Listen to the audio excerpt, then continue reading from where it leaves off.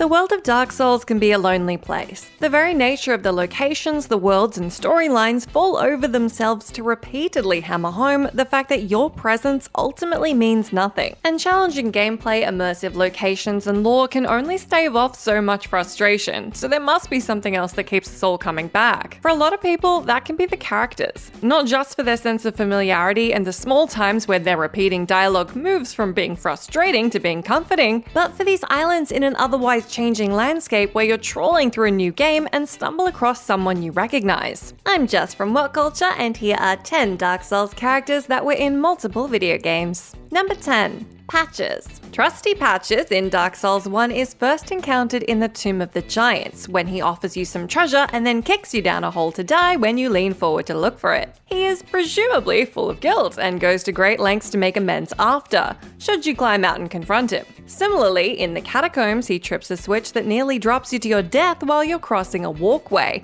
but should you forgive him, he will relocate to Firelink and become a merchant. In the third Dark Souls, now called Unbreakable Patches, he locks you in the tower at Firelink Shrine and when you escape is surprised but keen to apologize. Next, in the Cathedral of the Deep, he dresses up as Sigurd and lowers you to the Giants. Again, cue remorse and regret when confronted. Finally, as Lap, once again he remembers who he is, he kicks you down off a ledge again. Although this time it's to exactly where you need to be. While he is consistently tricky and repeatedly devious, he's nothing if not consistent. He also appears in Demon Souls as the Hyena and Bloodborne as the Spider. Number 9. GWYN, Lord of Cinder. The final boss of the first Dark Souls game, GWYN, linked the flame and is the Lord of Cinder. At the very conclusion of the game, you face him in the kiln of the first flame, and after beating him, you make the final decision regarding what ending you want to choose. Walking away from the arena gives you the Dark Lord ending, or touching the bonfire results in Link the Fire. While the fight can be difficult, it felt easier than expected to a lot of the player base, maybe emphasizing both how strong the player character had become, or just how worn down and hollowed GWYN had become since linking the fire. The iconic battle and the sad theme that plays throughout are sealed forever into any Soul veteran's memory, which is why when the Soul of Cinder as the final boss in DS3 appears and his second phase starts playing GWYN's theme and adopting a number of his moves, it may be nothing but fan service, but it was well received by many. The choice to include this throwback to the end of the first game at the end of what was expected to be the final Souls game felt fitting indeed. Number 8. Bell and Belfry Gargoyles. In Dark Souls, the player had to ring 2 bells of awakening in order to progress through the game, and the one at the very top of Undead Parish was guarded by the Bell Gargoyles. Possibly the first example of a multi-enemy boss in the series, you started off fighting against one, and after a while the second would come to life, giving you another target to attack and more offense to avoid. If you'd managed to cut off the first one's tail, the second would only spawn with partial health, giving you an easier time. In Dark Souls 2, the Gargoyles make their second appearance in what is essentially a repeat of the first encounter as the Belfry Gargoyles, located in Belfry Luna. This time round, there are a lot more of them that come to life after a while, and if you can't see them off as they spawn, you will quickly be swarmed and overwhelmed. In Dark Souls 3, they don't appear as a boss, but they are gargoyle enemies in the profane capital, either flying and attacking you from the air or shooting fire from their staff to try and take you out. Number 7. Dragon Slayer Ornstein. One of the 4 Knights of GWYN and half of the infamous Ornstein and Smo fight in the first game, where his quick and energetic style is balanced by Smo's slow and plodding high-impact attacks. Dragon Slayer Ornstein is easily recognizable by his distinct armor. Along with his lightning-based offense and agile spear-based attacks, he's a formidable opponent by himself or with his companion. In Dark Souls 2, there is a boss in Hade's Tower of Flame that is called the Old Dragon Slayer, which wears his armor, has his moveset, and is found just before the Cathedral of the Blue. While the game only states that his armor is reminiscent of a Knight of Legend, he is almost a carbon copy with a few extra attacks added in. In Dark Souls 3, his armor set is found after defeating the Nameless King in Archdragon Peak. While the item descriptions explicitly state that it is the armor of Ornstein, it also states that he left the ruined cathedral in search of the Nameless King. Finding his full set here would seem to imply that he did eventually manage to be reunited with him before the end. Number 6. CREIGHTON the Wanderer. One of 2 characters in Dark Souls 2 that have entwined storylines. You meet CREIGHTON and mild-mannered Pate at various points, and they tell you conflicting stories, with each painting the other as the villain in the situation. While it's difficult to work out from the information that we're given in-game who is telling the truth, neither of them seems entirely trustworthy.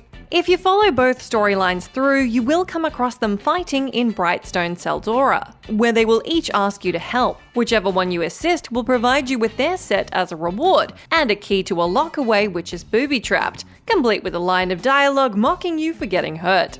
In Dark Souls 3, CREIGHTON invades as a red phantom of Rosaria's fingers, implying you canonically helped him in the previous game perhaps. Both on the bridge to Irithyll in Cirrus's questline and further into the same level, in the graveyard behind the Church of Yorshka bonfire where he drops the Dragonslayer's axe when killed.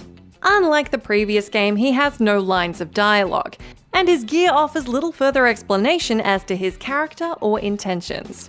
Number 5. Giants. Sen's Fortress in Dark Souls is riddled with traps and tricks, not the least of which are the enormous boulders that are sent crashing down to crush you. This mechanism is loaded by enslaved giants, who also toss projectiles at you and serve as a way to open the gate once the 2 bells have been rung.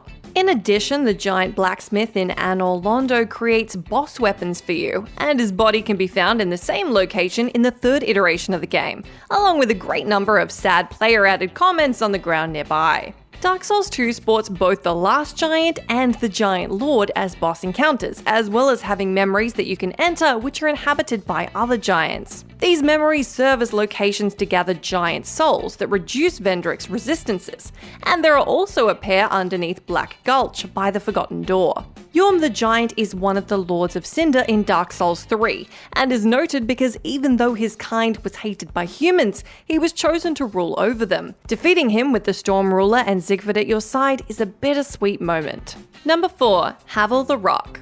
A legendary knight of GWYN in the first Dark Souls game, he wore extremely heavy armor and wielded a weighty greatsword and dragon-tooth weapon. Found in a tower below Undead Parish, he's gone insane and been locked away for safety. If you can kill him, he drops his ring, which increases equip load. In the second game, his armor is found in the gutter behind a door that is opened with the Forgotten Key. While there is a boss encounter that features an enemy in full Havel set and weaponry, it is specified not to be him, but rather one of his knights. Similarly, in the Dark Chasms of Old prior to Dark Lurker, there's another enemy with the same gear and weapons, but is assumed to be a follower rather than the man himself. A Havel Knight can be summoned in Dark Souls 3 by the Man-Serpent Summoner that keeps spawning Drakeblood Knights in Archdragon Peak. Should you dispatch the summoner before this, a Havel Knight can be found in front of a recently deceased dragon further through the level, guarding a Titanite slab. His ring makes an appearance in this game too, increasing equip load as before. Number 3. Andre the Blacksmith. Andre of Astora is the primary blacksmith in the original Dark Souls game, where he sold the Crest of Artorias and accepted embers to upgrade weapons down the normal path. Located below the Undead Parish bonfire, he served as the main hub for early game weapon upgrades, as well as selling arrows and Titanite. If hit enough times, he fought back with fists and the occasional dropkick, and proved to be a tough opponent to kill. In Dark Souls 3, he is the only blacksmith available to you in Firelink Shrine, and accepted all coals for every upgrade path. He also took shards to increase Estus use and allots flasks to either healing or FP regeneration. Interestingly, when he's given Giant's Coal that's found where the giant blacksmith was in the first game, he not only recognizes it, but talks about missing the giant, making it certain that he is in fact the same character that we encountered in the very first game. This makes him the only person other than Unbreakable Patches to have survived all the way from the first game until the end. Number 2. Firekeepers. Serving a leveling function in Dark Souls 3, the Firekeeper is specific to you and guides you through the game. Assessing the tower behind Firelink Shrine will show you a pile of corpses that are from Firekeepers past, showing either how many attempts have failed to link the flame or just how long the quest has been going on. You can find a Firekeeper soul on the roof of the shrine, and once handed over, you can heal the dark sigils that you carry for a cost. You can also find Firekeeper's eyes in the dark version of the shrine, and handing them over will change the music to a sadder melody, and allow a third and lesser known ending to be reached. In the original game, there was a mute Firekeeper that tended the flame in the shrine. Using a Firekeeper soul would strengthen the Estus flask, and there were a total of 3 Firekeepers in the game, the one in the Shrine, the Daughter of Chaos, and the Dark Moon Knight in Anor Londo. In the second game, the first hut you enter in Things Betwixt is occupied by Firekeepers and a young woman who takes care of them in their old age. Number 1. Solaire of Astora. Praise the sun!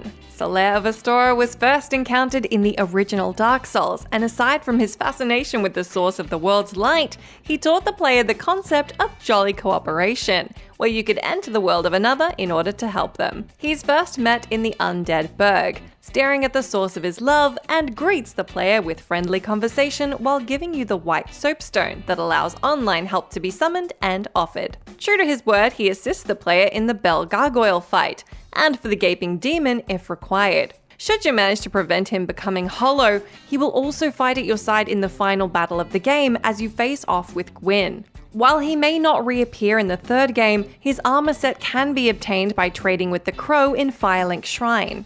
Although he may not make a physical appearance, the Warriors of Sunlight Covenant that he represents appears in the 2 subsequent games, Heirs of the Sun in Dark Souls 2. And his spirit lives through the series, not only through his gear, but with every Sunbro that assists another.